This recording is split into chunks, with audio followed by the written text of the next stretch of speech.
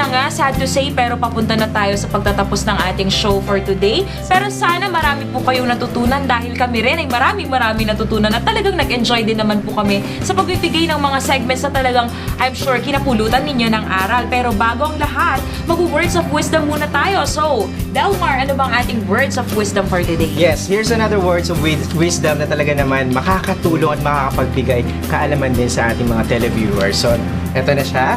When it rains on your parade, look up rather than down. Without the rain, there would be no rainbow. Ulitin ko lang ha. When it rains on your parade, look up rather than down. Without the rain, there would be no rainbow. Para ang lalim nun. Yes, malalim. Pero para sa akin, siguro ang interpretation ko dyan, kasi karaniwan talaga na ang ulan nayahalin tulad sa problema. Exactly. So, kung may problemang dumaraan sa buhay mo, kapag umuulan, imbes na yumuko ka, sige lang, pagpatuloy mo lang, be positive lang about all the problems that are coming your way. Kasi after din naman ng mga problema, for sure naman meron din namang mga makakapagpagaan ng loob natin na mangyayari sa buhay natin. Hindi lang naman all the time umuulan, di ba? Meron din namang time na sisikat din ng araw at magkakaroon din ng rainbow. Sabi nga nila, di ba? There will always be sunshine after the rain. Yes. And at the end of that, exactly. Parang yung ano ng rainbow, nandun yung pot of gold. Yes, so diba? Pot of gold talaga. Dun sa rainbow, magsaslide ka doon. No? Every time na may problema lang talaga na dumadating sa buhay natin is be ready lang and believe in yourself that you can overcome. Kasi wala naman binibigay ang Diyos ng problema kung hindi mo to kayang lagpasan. Alam mo, i-share ko lang din, no? Kasi napanood ko sa TV noon si Fatima Soriano, yung bulag na magaling kumanta. Yes, alam mo, ano siya, natutunan ko sa kanya na sa lahat-lahat ng problema, dapat maging positive ka. Exactly. Because kung i-waste mo lang yung time mo na parang namumroblema at pinaproblema mo yung mga yan, parang walang patutunguhan yung buhay mo. Just be positive, don't be angry. Okay lang naman na magalit ka, pero hanggat maaari sana, pigilan mo ng magalit. Kasi nagsasayang ka lang ng oras mo na nagagalit. Instead of just loving and sharing what you're feeling, parang yung pagmamahal na yan, ikalat mo, mag-radiate yan sa mga tao sa paligid mo. Yun yung dapat mong gawin. Exactly. Parang, ano rin siya, nakakatulong din yan kasi kapag during those times na may problema ka, kailangan din lang natin ng kahit konting-konting positivity and pag-asa lang sa mga puso natin. Malalagpasan talaga natin yan. Yun yung natutunan ko kay Fatima. Tsaka yung napanood ko siya, partner, talagang nakaka-inspire siya. Kasi, oo, naiyak ako! Naiyak ako talaga ako. Oo. Kasi, despite of yung imperfections niya, di ba? Hindi siya nakakikita, but then again, she's so positive. Yes. Kumpara mo sa mga ibang tao na kompleto. Yes, pero katawan, minsan iniisip pa nila yung mga problema nila, nagko-complain pa sila. So, malayong napakaswerte pa rin po natin. Matuto po sana tayo sa isang taong kagaya ni Fatima na kahit may kakulangan, kahit na malaking hadlang o problema para sa kanya yon, hindi siya nawala ng positivity sa buhay at pag-asa. Life must go on despite of imperfections. Yes, tamang-tama. So, ang dami nating natutunan ngayon bukod sa mga segments natin, pati sa wow natin, sobrang nag-enjoy ako. Ayan. At syempre, bago po tayo tuluyan magpaalam, magpasalamat muna tayo sa mga taong tumulong para mabuo ang ating episode ngayon. Syempre, simulan na natin. Sa Hidden Garden, maraming salamat po kay Mr. and Mrs. Francis Flores. Hello, and Sir Francis. Yes, hello po. Maraming salamat sa Sweet and Spicy Vegan Noodle House. Ayan, ang pangalan po ng kanilang shop sa Salcedo Street ay Vegan Noodle House.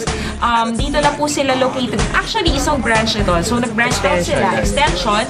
At subukan po din yung pumunta doon dahil ang dami nila mga specialties na hinahanda doon sa kanilang shop na yan, sa kanilang resto na yan. And of course, we would also like to thank Overmore Resort and Hotel. So, kung gusto ninyong mag-weekend getaway, pwede rin yun. Hindi pa naman uli. Oo. Diba? Kahit tag-ulan na ngayon, okay pa rin, di ba? Kami nga, binagbalak namin mag-swimming ngayong weekend eh. So, punta po kayo din sa Overmore Resort and Hotel. And of course, syempre! Ano ba yung tawag ito?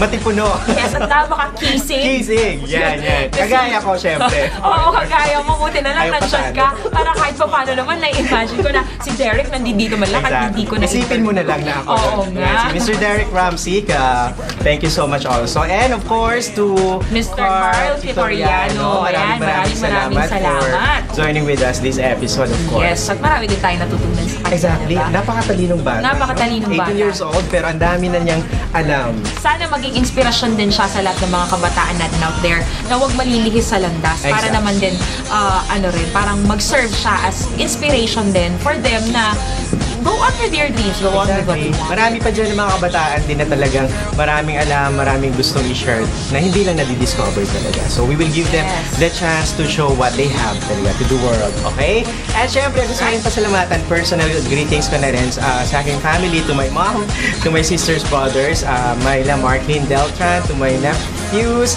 Risen and Raven, and to Sheila, of course. Sa mga family ko, lahat ng family ko, hello to Manang Sally, hi. To Tita Badet, hi Tita Badet, lagi yan nanonood. Yan. Ano yun daw ako pag hindi ko siya nag-greet. Ay, ganun ba? Kaya, Siya daw mag-greet buti sa na akin lang. pupunta dito. Ganun ba yun? Oo, sarap-sarap ng lumpia at saka kutsita ni Tita Badet. Hi, Tita Badet. And of course, to Tita Mer, welcome back to the Philippines, Tita. And ingat ka ulit sa pagbalik mo sa Singapore. And of course, sa lahat ng mga friends natin out there, sa lahat ng mga televiewers natin. A1 family, hi. Lawag, Vegan Candon, hello po. Maraming salamat. Yan. Yan. Ako naman po, nais ko lamang pong batiin si Don Alden Wandasan, aking college classmate ng happy birthday. Ayan, celebrate niya yan sa araw ng ating independensya. O, diba? Independence Day. Oo, diba? Talaga lang naman. Speaking of birthday, happy birthday, Handy Lau. Ayan, happy birthday, June 1. Yes. And syempre, binabati ko rin si Mark Hanson Kamakam. Ayan, na nagpahiram sa akin ng wig. Kaya lang hindi ko nagamit yung wig na pinahiram niya. Pero thank you so much. At hi din kay Carla at hi din kay Dahlia, na kapatid ni Mark na nanonood sa ating parate. And syempre, gusto ko rin pong batiin si Dr. Joy Velasco ng Hi and Happy Viewing. Lagi siyang nanonood sa atin. Talagang one of Hi, the Doc. avid viewers natin, si Doc. And of course, nais ko pong pasalamatan ang Hair Day Salon sa Javier Family. Maraming salamat po. At maraming salamat kay Kuya Al, si Alan at si Alvin. Ayan, na nag-aayos sa akin at nagpaganda sa akin. Ang gumawa ng makeup ko at ng hair ko. Maraming salamat po. Hair Day Salon po yan.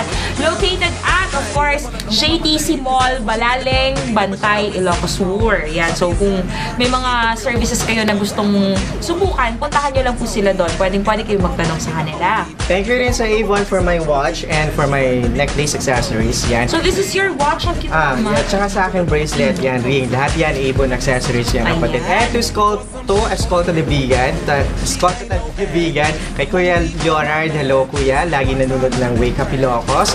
At sa Flower Scent, hello JJ, yan, si JJ. Kung gusto niyo ng mga magagandang flowers, pumunta kayo sa Flower Scent lamang. Okay. Ayan. So, dyan po nagtatapos ang aming episode for today. Kaya tumutukulik next week dahil kabang-abang ang aming mga susunod na i-feature dito lang yan sa nag-iisang infotainment show ng buong Ilocanda. Umulan man o umaraw, sama-sama pa rin tayo dito sa Wake Up Ilocos! Bye everyone! Bye!